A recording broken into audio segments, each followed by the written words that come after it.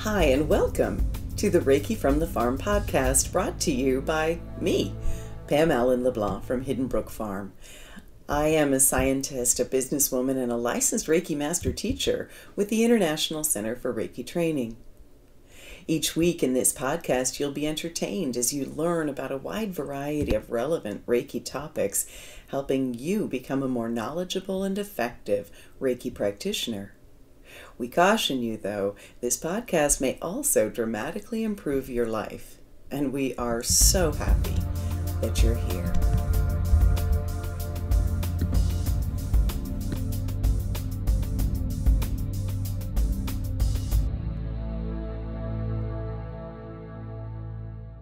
On this week's podcast and in this month's Reiki Share, we're actually going to be talking about some of the things that the horses have taught me in my Reiki journey.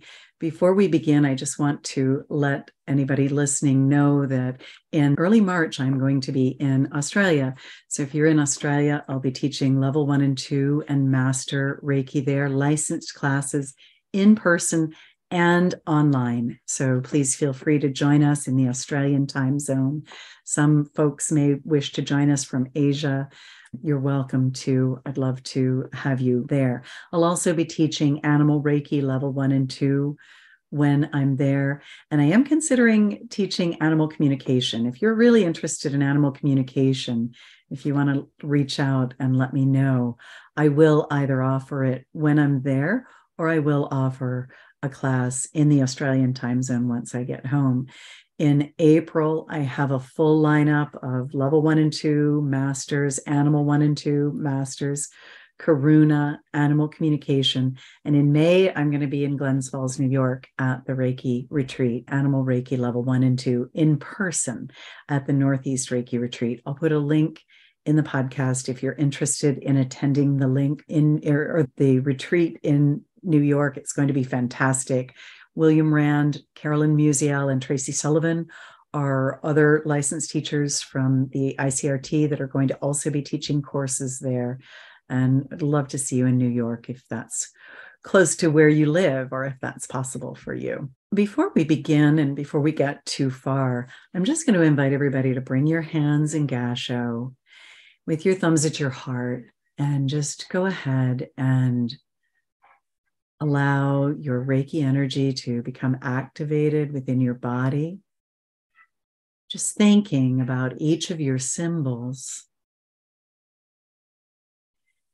inviting them to be present with you.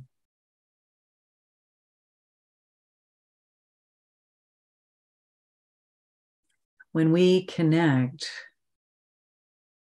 with other species or even with others within our own species, it expands our perception. And with that expanded perception, we get access to other perspectives and new understandings about divinity. There's a wealth of knowledge present for us, and sometimes our animals, or I've noticed that our animals are only too happy to share their perceptions and perspectives with us, and that helps us to grow. So we just invite the Reiki energy to be present as we share these stories today, and to be present with us afterward as we move into a meditation to allow some of these lessons and learnings integrate within our bodies, our souls, our minds, and our spirits within every part of our being. We are so blessed to be of a lineage of light bringers who are creating wellness on the earth today, part of the animal kingdom here on earth. Ahoma Takwe Oasin and Namaste. So guys, some of you don't know, but horses brought me to Reiki, and I'm not alone. I know I hear students and clients all the time whose animals deliver them to Reiki. My mentor, Colleen Benelli, her horse, showed her placing hands on him, and she knew that he was asking her to do Reiki, but at that time she struggled with it. She didn't believe in it.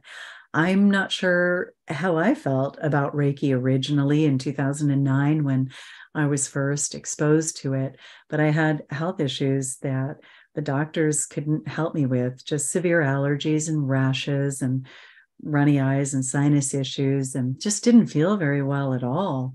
And it was one of my horseback riding students who offered me my first Reiki session in order to help with that. And I'm so grateful to her. I'm so grateful to her. I named a horse after her, little Lizzie, Liz. And that Reiki session changed my life, that first session, as it so often does. And I invite those of you listening to think back to your first Reiki session. I expect it was just as life-changing as mine was. And I wasn't miraculously cured. I didn't hear angels sing, but I felt a deep sense of inner peace that had eluded me to that point. I was in my early 40s, and I did not remember any time in the previous 40 years feeling that deep sense of peace. And even though I did feel a bit better after the session, what kept me going back was I was chasing that deep sense of peace. I really wanted more of that.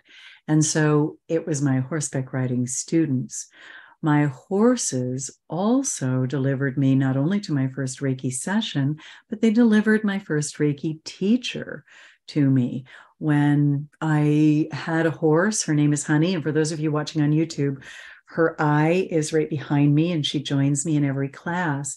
And Honey had a really difficult past, and I couldn't get through to her. And I tried everything I could think of. And finally, my same friend, my same student, Liz, said, "What about an animal communicator?"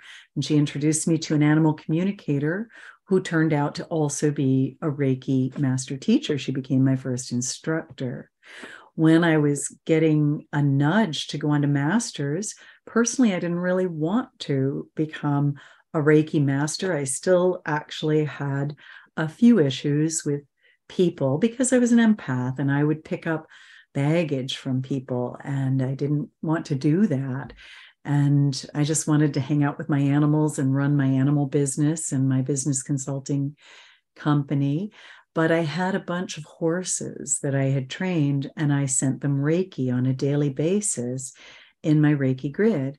And on the days that I was just too occupied to send Reiki, I would get 3 to 6 messages from people and horse owners who said, "Is there any chance you didn't send Reiki on Wednesday? Because my horse went back to struggling, and she hasn't struggled since you started sending every day." And, or my horse was acting the same way they used to act, but then Thursday they were fine. And so I couldn't actually ever skip a day. And I thought, this is a big responsibility. There's going to be some days when I can't send Reiki. And so I asked my teacher, because my teacher had offered after my Reiki class to attune my animals to Reiki. And at first I had 11 horses then. I have 12 now, but I had 11 then. And at first only 4 of the 11 wanted Reiki. You never do an attunement for an animal unless they really want it, and unless their caregiver is open to it. But when she offered Reiki to my horses, I said yes, just as quickly and emphatically as I could, because I was starting to notice that my horses were empaths too, and some of the stress that their students would leave behind, some of the baggage that their students would bring to riding lessons was getting left behind, and it was starting to build up in my horse's body language. So she attuned all my horses to level 1, and it was amazing. My riding lessons changed. The dynamics in the herd changed. My horses became calmer. I became calmer. I got the exact right mix of students for me. I just loved everybody I was working with. It was amazing. It was visible too. Like one of my babies, one of my foals, my baby horse, she was very shy. Nobody had ever seen her because she was always hiding behind her mother. And the week after she had an attunement, she was standing at the fence saying, and actually her name was Lizzie.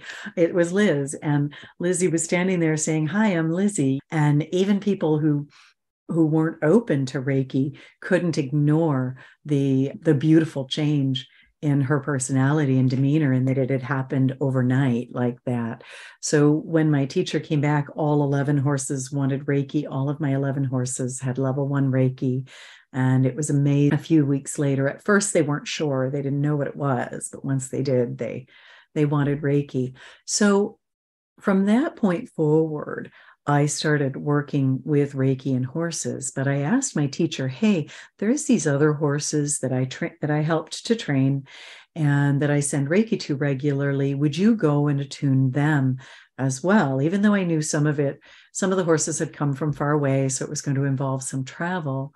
But she actually said no, that she thought it was for me to do. So I actually didn't have any intention of becoming a Reiki master. I didn't actually think I would be a good teacher.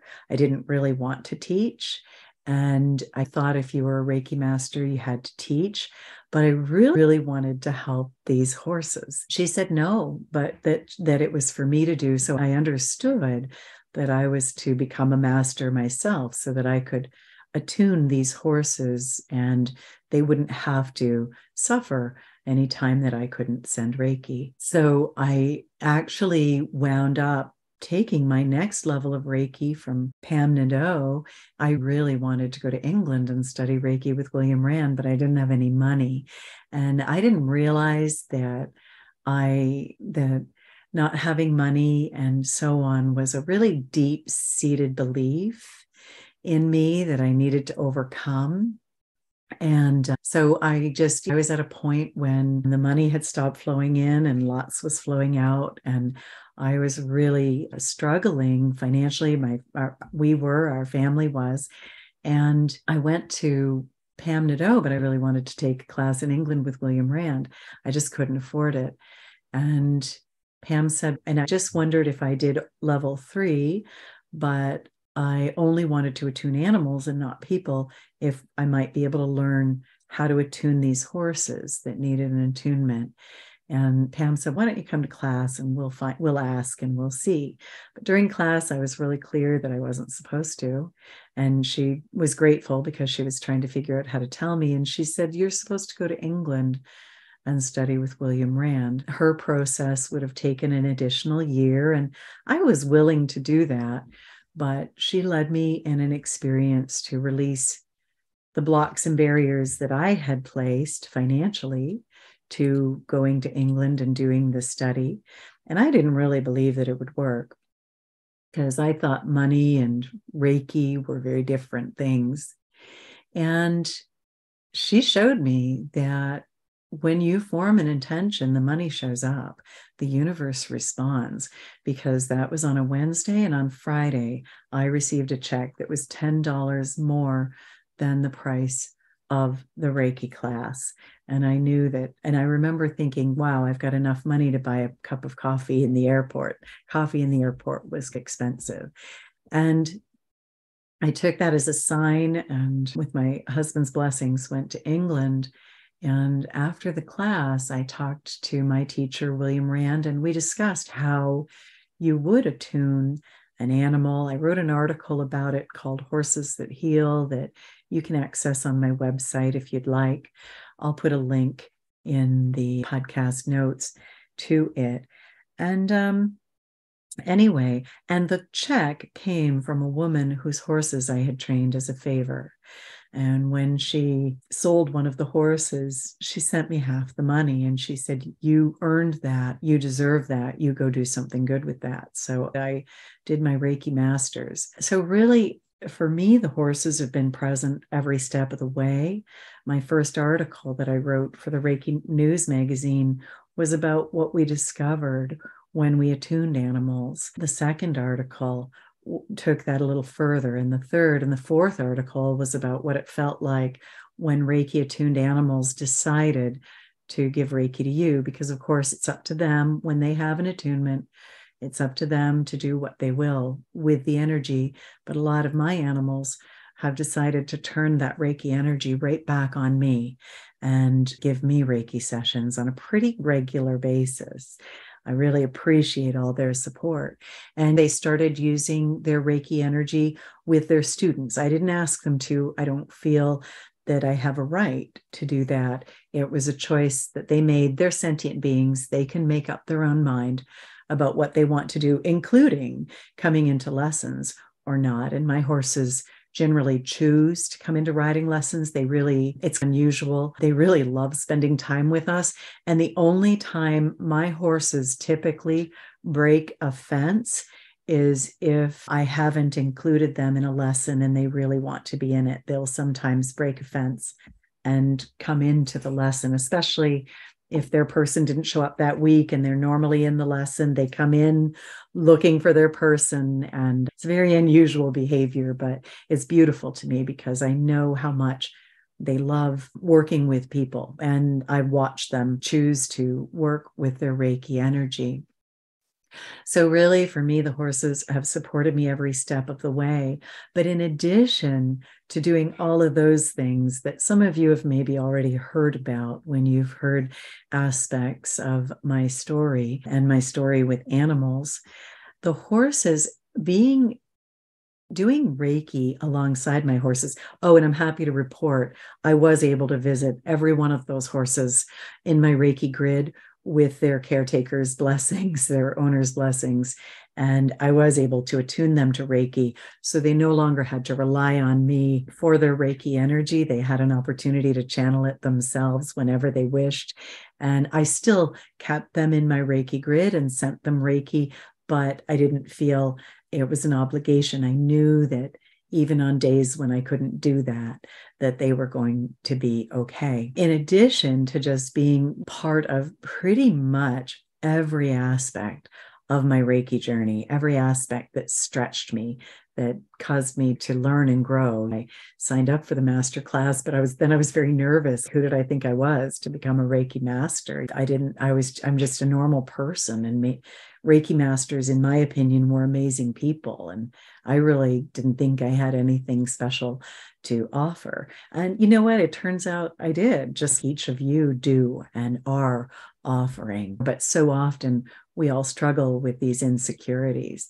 And becoming a Reiki master actually was a side effect of coming home and deciding I did love people and I did want to teach people. People are animals and I love animals, therefore I must love people, was this huge revelation that I had after my master class. And I knew that I really did want to share the gift of Reiki with people.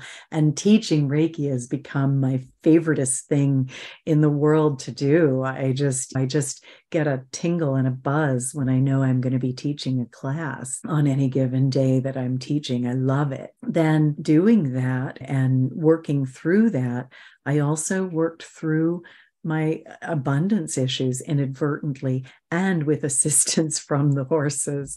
And as I taught classes, our financial issues worked out, and the horses were a big part of that. And I want to share with you, that was one of the first lessons that I needed to learn.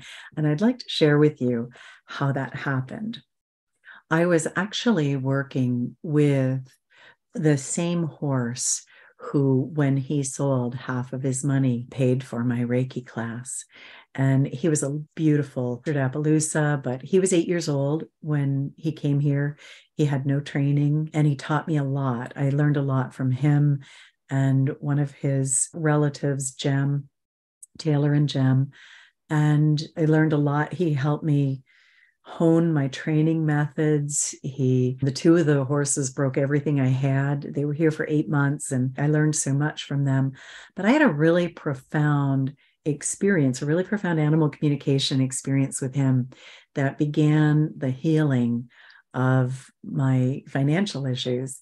And what was happening at that time is I would go and work like crazy in my business consulting job. which paid the bills, so that I could then come home and give away horse riding lessons. And I did charge for them, but if ever anybody was struggling, I'd just say, no, that's okay. You don't need to pay me. And I was giving away Reiki. I felt very uncomfortable receiving payment for doing Reiki sessions. I never, even some of the training, people would insist on paying me for the training, but if ever anybody didn't have money and needed help, I would help them. So I was working really hard so that I could then come home and give away all my energy work for free. And Taylor said, you have to stop doing that. He told me that the work that I was embarking on and that I was doing with the Reiki and with the animal communication was really important, groundbreaking work. And if I would simply charge people for it, allow them to pay me for doing that work for them, that I would have more time to do it, and more time to teach people, and more time to spend with them, more time to spend in that work. I wouldn't have to be doing all the business consulting that didn't really feed my soul. And that was, it was helping people, but not to the same degree that this work was. So he really started me on realizing that I was doing a disservice to the work by not allowing people to contribute it. So that was an important lesson that I didn't even have written down here. I didn't expect that I was going to be talking about that one tonight. And so that started that whole process. So once I did have my master's, my finances actually worked out. And whenever I form an intention now to do something, the finances, the universe responds, and the finances, the financial support just shows up miraculously, the same way that check showed up when it was time for me to do my Reiki Masters. Another really important lesson that the horses taught me with Reiki was through Honey, the horse that I mentioned. I took Honey to a trainer, and I've always been able to train my own horses. And it was a little bit embarrassing for me to have to take Honey to a horse trainer, because I was helping other people train their horses, no problem, but I could not get through to Honey whatsoever. And I really wanted to help her. All of the things that she was doing she injured me. She broke my ribs and broke my nose. And it wasn't anything she was doing out of malice. It was out of fear. And I felt committed because I was aware she had a very difficult 4 years before she came here. I really was committed to try to help her. And so I went to a horse trainer, and she only returned marginally better, but she was a bit better, but still somewhat dangerous. And yet I learned one of my most important life lessons from that horse trainer. This was in 2009, I believe, just when I had first started my business. And I invested in Honey, thinking that I could help her overcome the difficulties she had experienced, but I wasn't able to. And so I had to go quite far away to Maine in order to find a trainer who was more experienced than I was. And there was a new form of horsemanship that existed at the time. And at first it was called natural horsemanship. And there's animal people often, we can be a little bit opinionated. We can have our own ideas about things. And so there were a lot of different names and a lot of different people saying, no, you should call it something different. And some people were saying, do this. Other people were saying, no, do that. Other people were saying, don't listen to those guys, do this other thing. And I was trying to learn all that I could so that I could be the best horsewoman I could be. And I really believe if you want to learn, teach. So I was teaching riding lessons with the knowing that teaching was going to drive me to learn more, that when you're teaching, you're constantly looking for more information. You're constantly challenged. You have people asking you questions that maybe you never thought of. And so I was teaching these new methods, but there was still a lot about them that I didn't understand. And then all the controversy was very confusing for me. maybe you've been involved with something in your lives where there's controversy. I remember there being controversy at church when I was growing up, and controversy in, I don't know, a lot of different modalities and a lot of different things that I learned. And I asked him, like, I don't understand. Obviously, you're a better horse person than I am. It was obvious. And you've figured this out. So please, can you tell me which of these guys is right? And he said in different language, but none of them and all of them. And this has been, he gave me a way to manage my life, honestly. He said, Pam, how long have you been working with horses? And today I've been working with horses for 44 years, but at that point it was 32 years or 30 years, something like that. And I said, 30 years. And he said, you know what you're doing. And he knew I was an agricultural scientist. He was an agricultural scientist as well. And he said, what you do is you take the part of that guy's stuff that works for you and you throw away the rest. And then you take that guy's stuff that resonates with you and throw away the rest. And just keep doing that. And pretty soon you're going to have something that really works for you. I honestly think that's one of the best pieces of advice I've ever received.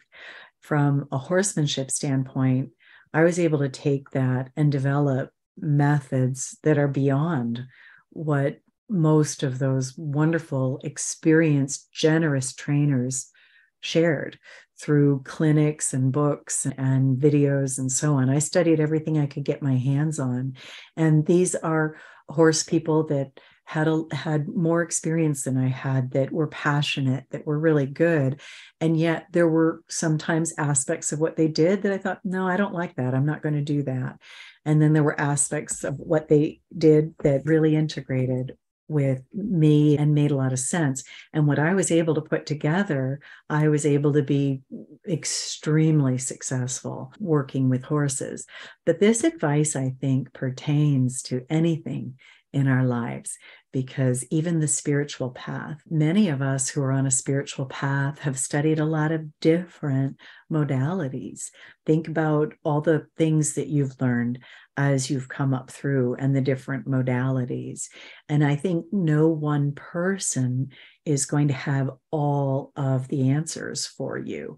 And you're going to continue to learn and grow. It's one of the reasons I encourage people to review classes, because sometimes when you go back, even if you take the same class from the same teacher, your teacher's in a different place than when you took the class. They've probably learned a few things and grown a little bit, and you're in a different place.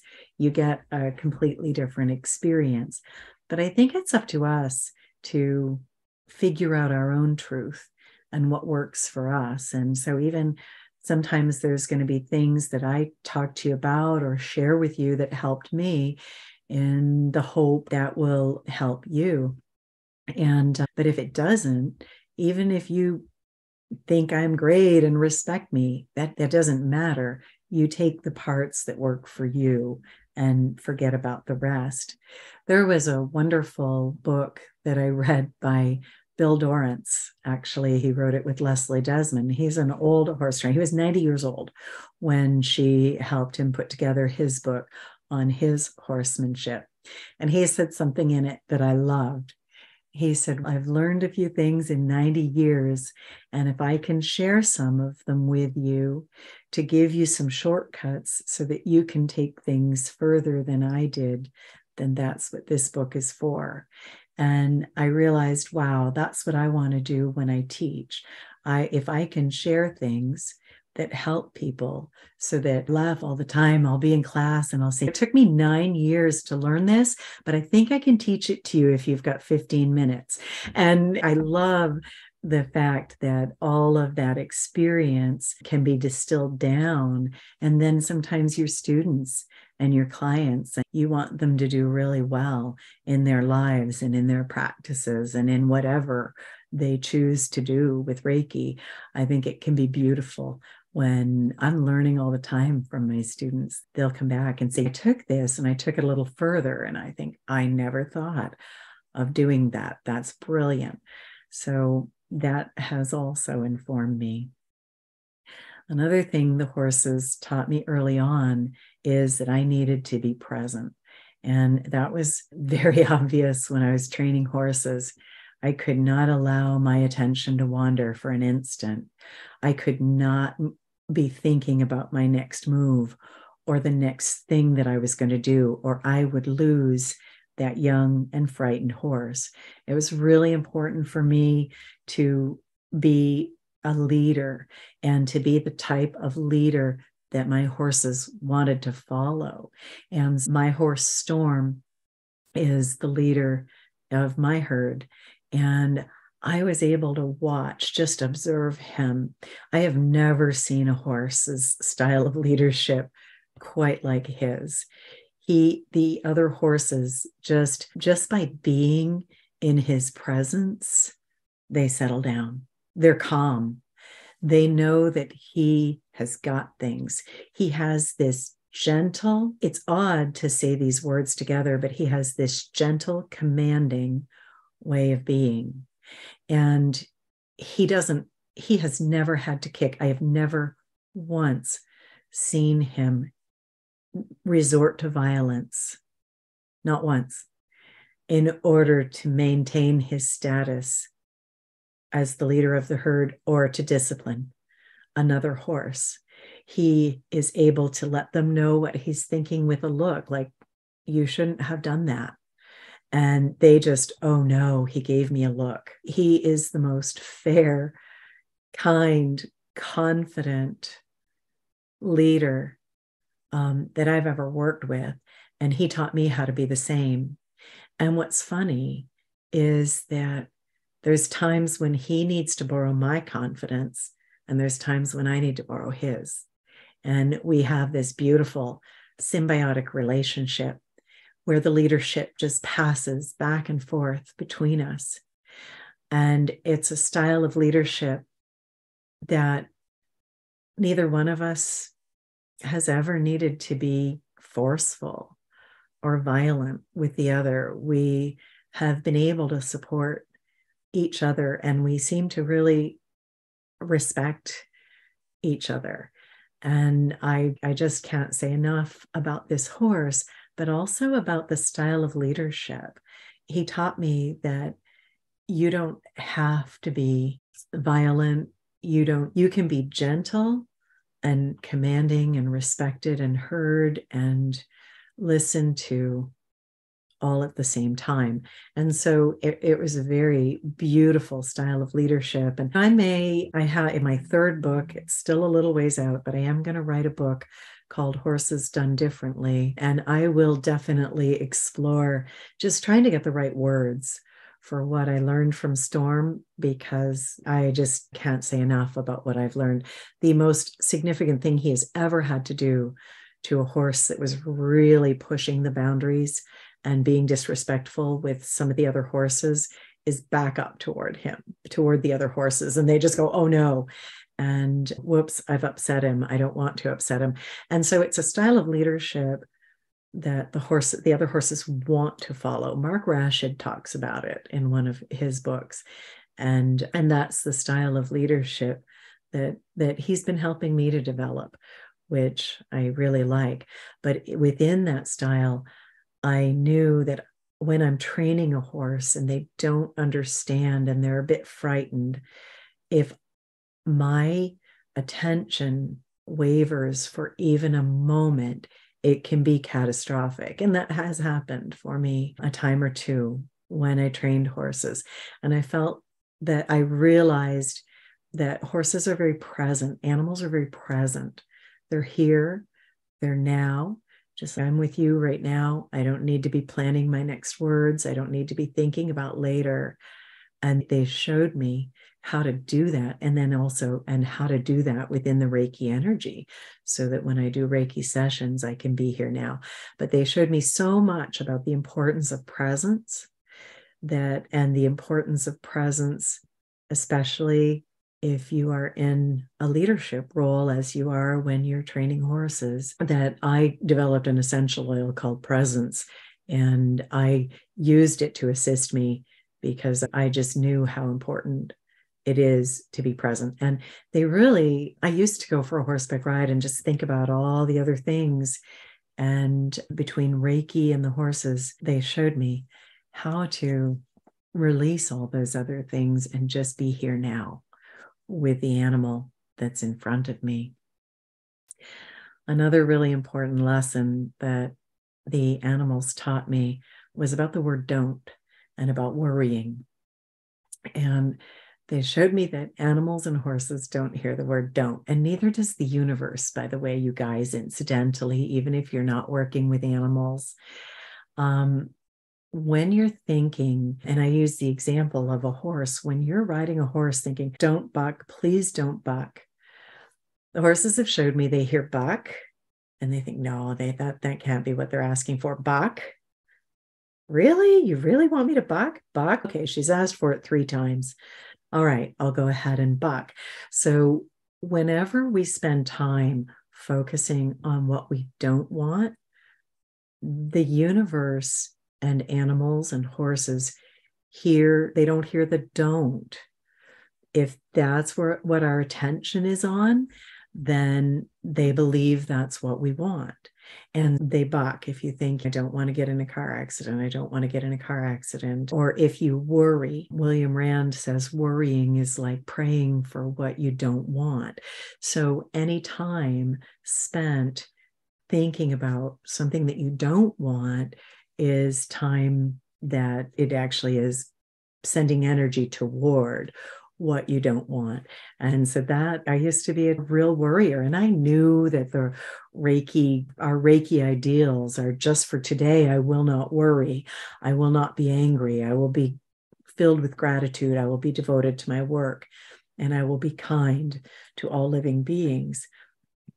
But I didn't really know how not to worry. I was raised in a family of worriers. I was really well trained in worrying.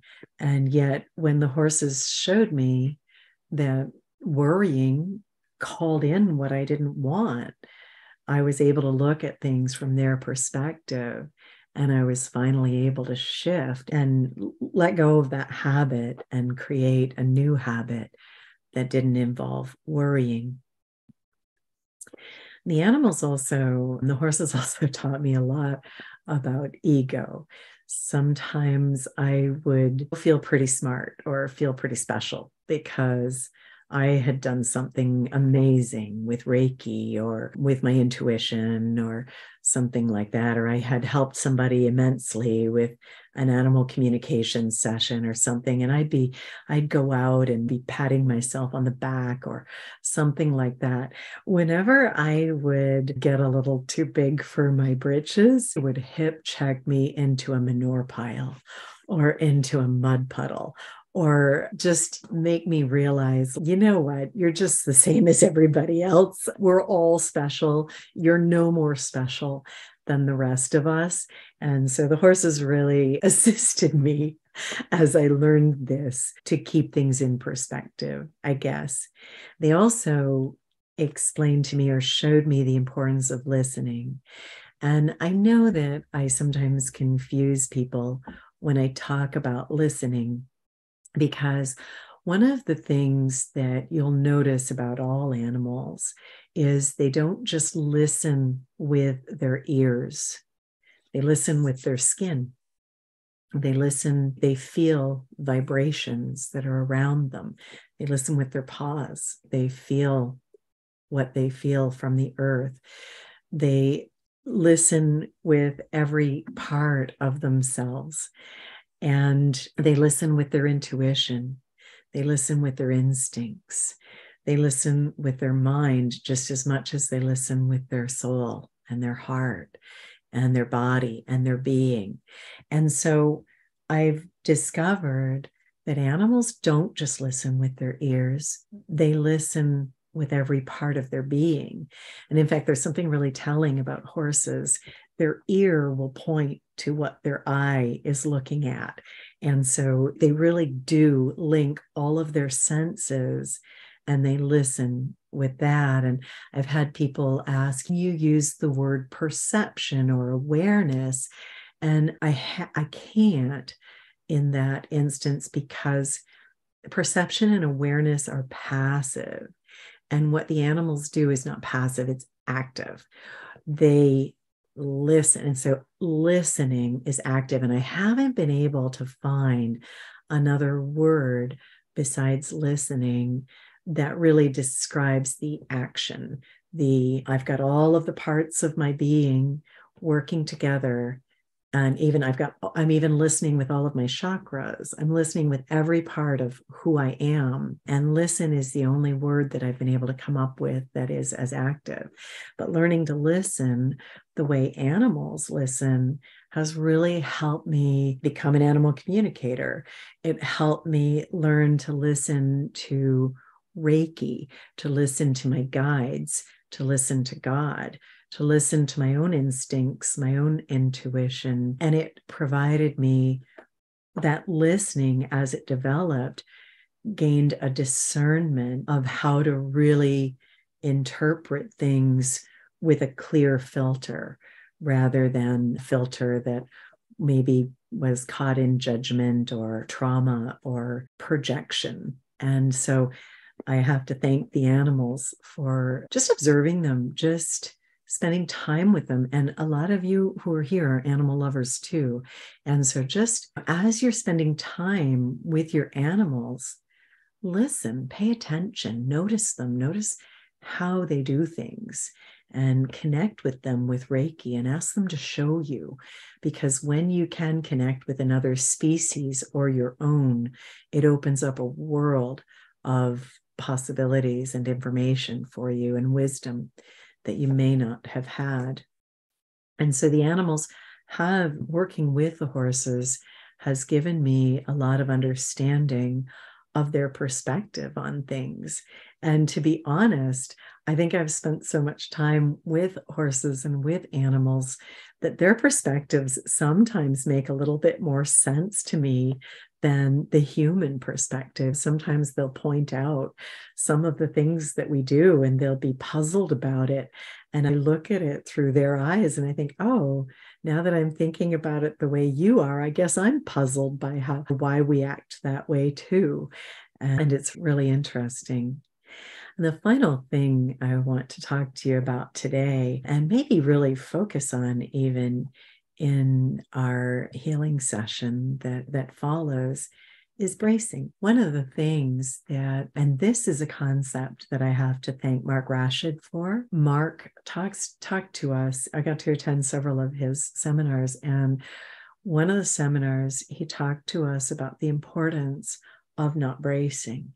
And the theory is that when you are a 150 to 250 pound person working with a 1,200 to 1,500 pound, or sometimes in the case of draft animals, 2,000 pound animal, if you get into a war with your muscles, guess who's going to win? And so he talked about how Mark does a lot of work around nonviolence and consensual leadership, which is, I think that was the word I was looking for, this consensual leadership that Storm and I have figured out. But Mark talks about how if you try to force an animal that outweighs you by a factor of 5 or even more, maybe even a factor of 10, if it's a larger animal, can't muscle them into doing what you want them to do. So in order to be a really effective trainer, and this has become probably the thing that kind of the pièce de résistance, the final piece of my horse training that really did allow me to be effective with horses, in order to convince them to do what you want to do, you have to learn to drop all of the brace out of your body. Now, some of you are going to be sensitive enough to feel this if I just do this within my own body right now. And some of you may need some assistance from the Reiki energy.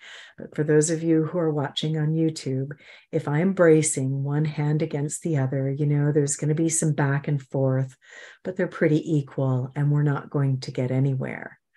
But if I drop the brace out of one hand at first, the hand that's being forceful will get its way, but pretty soon, the hand that has dropped its brace. I usually show this with people and I say, push against me all that you want, and I'll push against them, and we show that demonstration. And then I'll drop the brace out of my body and I say, now push against me, and they can't. And just with the lightest touch of my hand, I'm able to gently move them where I want them to go. And so I think about this often because as people, don't we brace against each other a lot?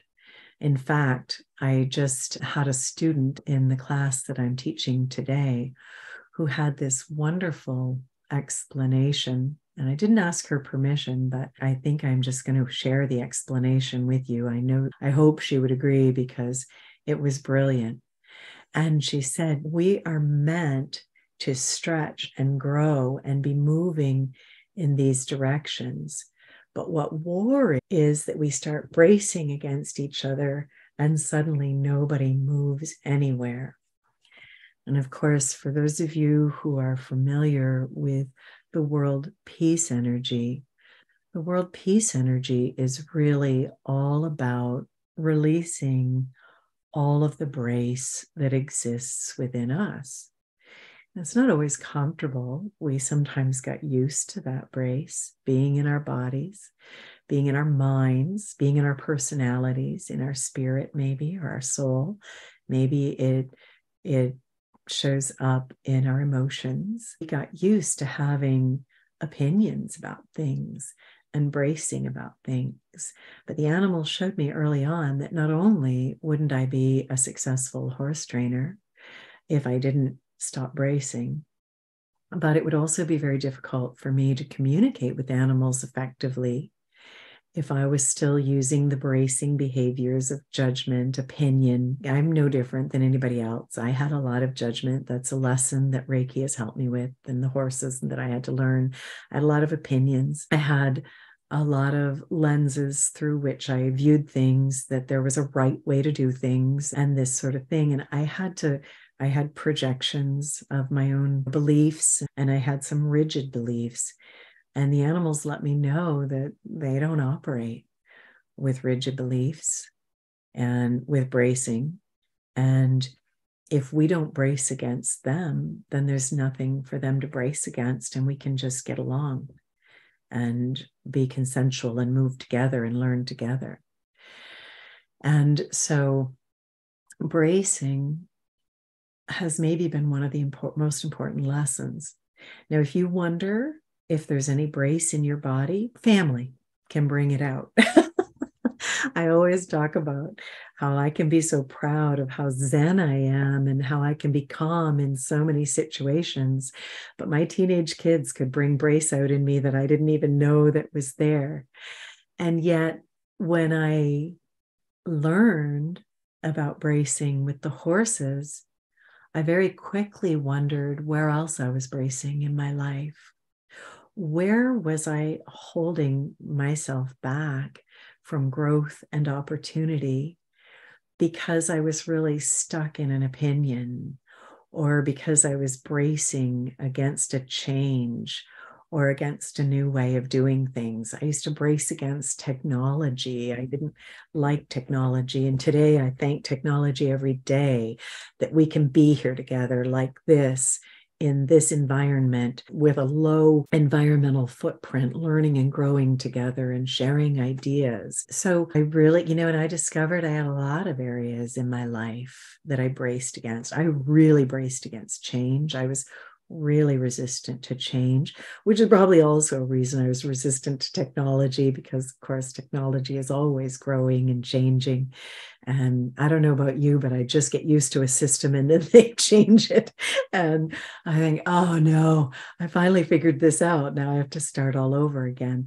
But I don't actually brace against that anymore. I realize that if they changed my phone or they changed my system, I'm going to have a day or two of frustration because it doesn't work the way that it used to. but there must have been a reason that people changed it. And there are probably some positive things that are coming from it. I braced in relationships. I wonder if you give a little bit of thought to that, if you can think like, where do I brace in my life? Are there any relationships you brace with? Do you have any strong opinions, or do you find yourself in a place of judgment sometimes? Maybe you don't very often, but maybe there's one situation or two that you find yourself in a space of opinion or judgment. These are areas of our lives that we brace. And the animals have shown me that if you can drop the brace out of your body, you can really live peacefully in the here and now. The world peace energy, when it came in last spring, showed us that the reason there is conflict in the world is that while there is inner conflict, there's always going to be outer conflict. And I think the bracing is the sign of this conflict. It's a resistance of sort. If you're wondering what it is, it's a resistance. And you might feel it as a tightness in your physical body. You might feel it as a discomfort or a not wanting to move ahead or change or grow in your mind, your personality. If there are any relationships or any places in your life where conflict exists, you can be sure that there is brace around that as well. Okay. And actually, Jane just mentioned that bracing sounds a lot like opposition reflex that we can learn about. And I've never heard it called that, but Jane, that does sound like a very similar thing. So thank you.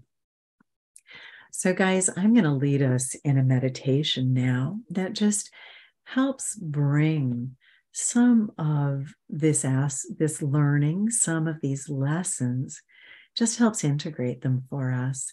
And during this lesson, if you'd like to release the brace, because as the world peace energy showed us, as we have internal conflict, it will always show up in our external world.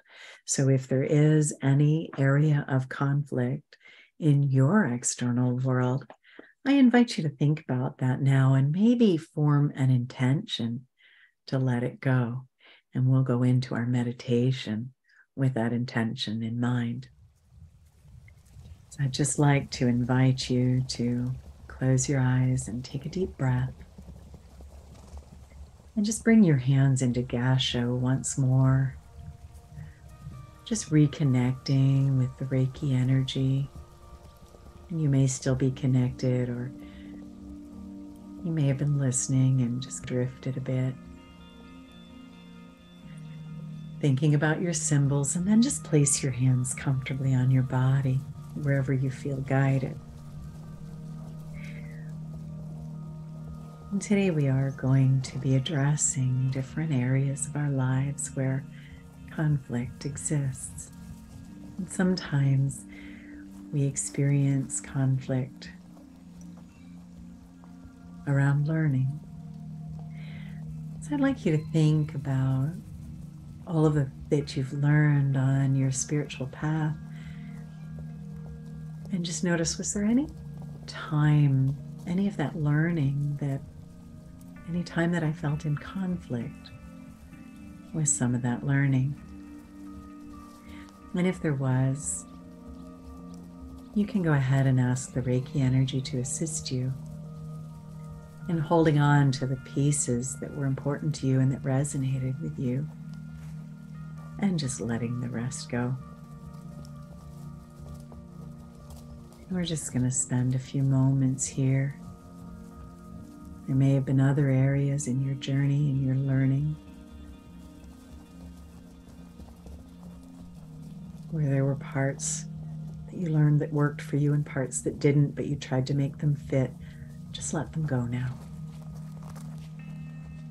And just allow all of that learning to integrate in your body, your mind, your soul, and your spirit, your personality, your emotions, in a way that's right and resonant with you. We each have our own truth and our own inner authority. And so we have the ability to determine this for ourselves.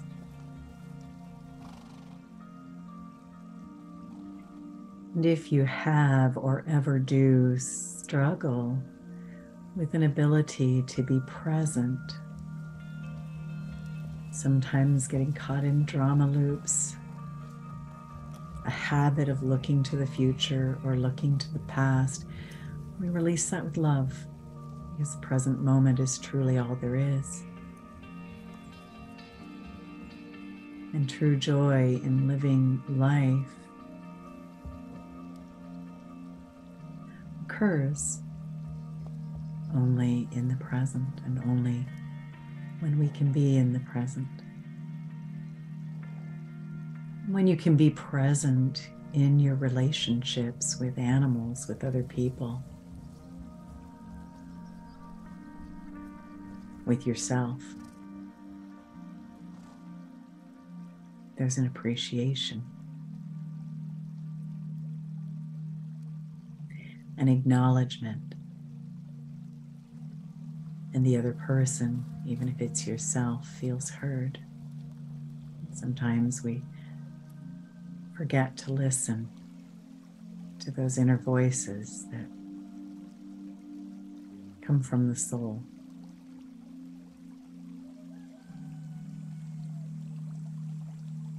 And we're just going to invite the energy to remind us not to worry. Just for today, I will not worry. I will not be angry. I'll be grateful. I'll be devoted to my work, and I'll be kind. We just release that attachment to thinking about the things that we don't want to bring into our lives, and we ask the energy to assist us in making a shift so that we can focus on the positive that exists. It's just as present around you as the negative. And we can focus on what we do want. And we can then attract that into our lives just for today. I release the habit of worry.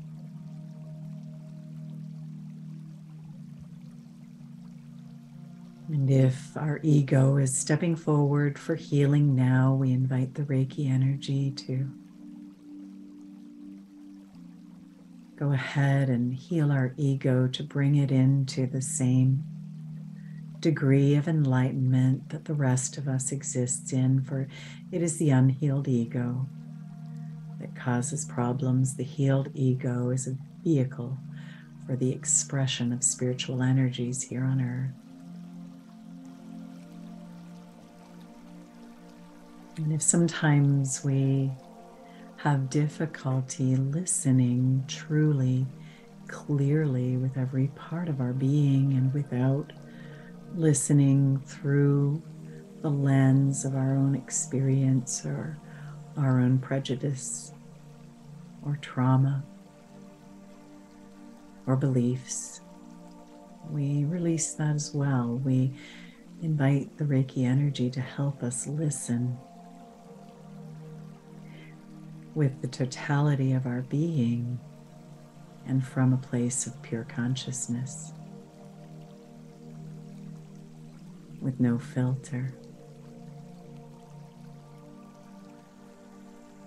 We invite the energy to expose us to the perspective of others, and through empathy and compassion, we can learn from other people's and other animals' perspectives, and we are open to that today. And if there is any area of your life where bracing exists or where conflict exists, we just release the bracing now from our physical body, our mind, our soul and spirit, our emotions, and from our thoughts and beliefs. Just allowing the brace to drop into the earth and allowing the world peace energy to escort it from us today, so that we can release the inner conflict that invites outer conflict, or that shows up as outer conflict.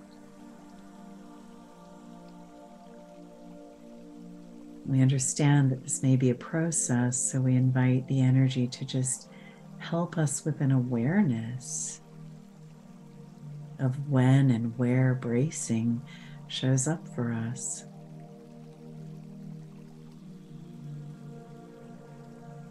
And finally,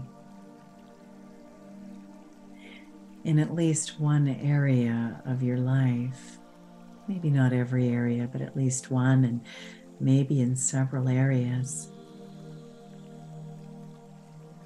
you probably have an opportunity for leadership. Sometimes it's with our animals or our children. Sometimes it's with students or clients. Sometimes it's in our work. Sometimes it's in our personal lives. And if you would be interested in welcoming a beautiful, respectful, consensual style of leadership, I believe Storm is here with us today, and he is open and willing to share that perspective and that ability with you, as am I. It's not saying that it's a perfect style of leadership, but if it's a style that resonates with you, go ahead and open your heart to receive it.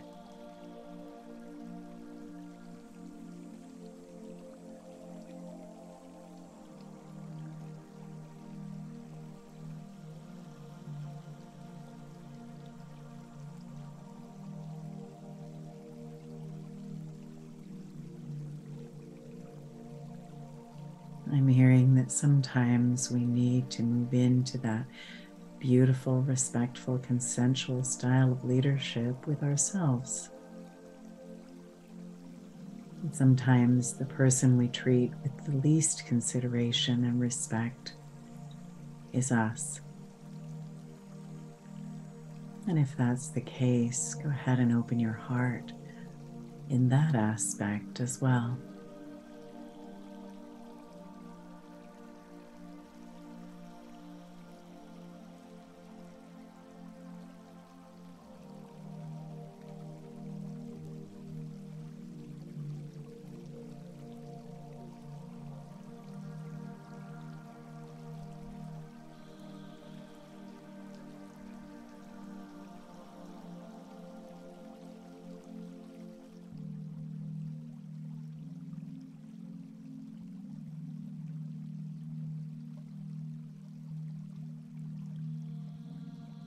I invite you to stay in this space as long as you feel guided.